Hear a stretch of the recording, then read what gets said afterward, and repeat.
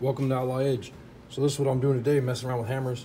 It's Sunday, cold as hell outside. It's like, I don't know, I think it was like 17 below, and then with the chill factor, it was like 20 something below. It was kind of ridiculous.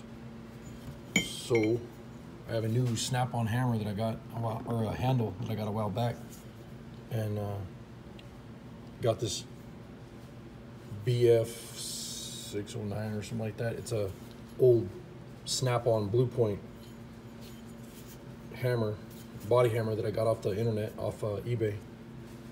Got this thing for $3.45, I believe it was. So can't beat that. So I'm gonna go ahead and hang the handle on it, and I'll use a wooden wedge and two of these metal wedges, and I'll get it cleaned up, and I'd like to polish this face here. Be a nice little body hammer. I have one close to this, but it's got a really sharp point and got a little bit different style on the end here, a little different shape. So it's nice to have different shaped hammers, you know, for getting in little different spots and whatever. And you can see like these ones have been cut down and worn out, and these were in my drawer, my extra hammer drawer. These are old like Proto and Bonnie and Snap-on and Blue Point and whatever.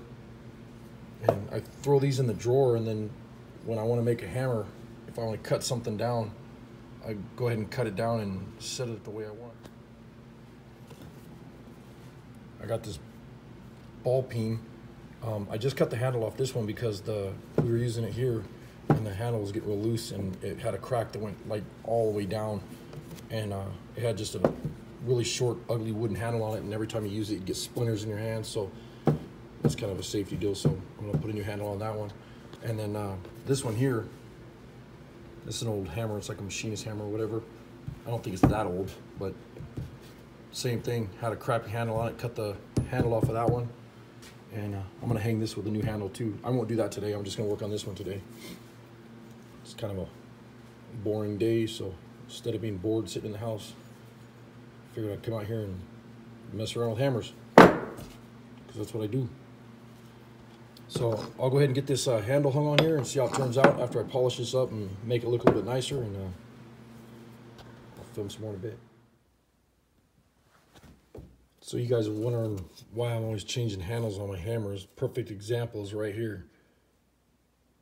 I got a lot of hammers that are old and beat up and whatever, and I was just using this one to put the wedges in, the metal wedges in this hammer, and the head went flying across the room. So that could have been all bad. You know, if that would have hit somebody in the head or hit a paint job or broke a window out or something, that would have sucked. So I have a box of hammers that what I'll do is I'll throw this in there, and then next time I get handles, I'll put a brand new handle on there. In the meantime, this one will go in the scrap pile.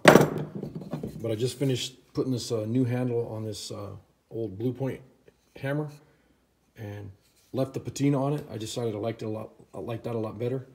Polished it up a little bit like that, and then I'll put this on the belt sander and polish it up, and then put it to a mirror finish so it's real smooth.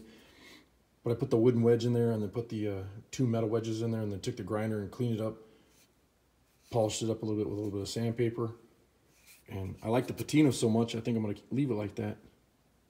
And then, you know, if I decide to clean it up and make it look pretty, later on what I'll do is I'll put tape right here, and then I'll throw this in the sandblaster and just blast these off with the sandblaster, and then clean them up a little bit and polish them.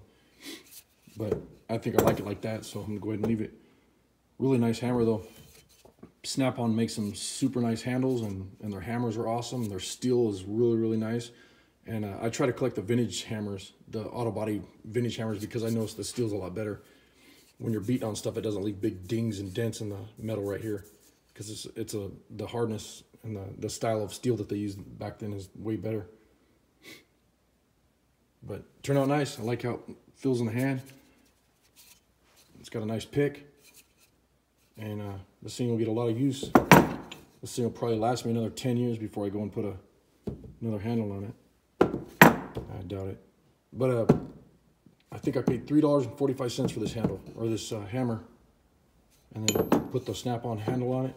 So as far as I'm concerned, that's a freebie.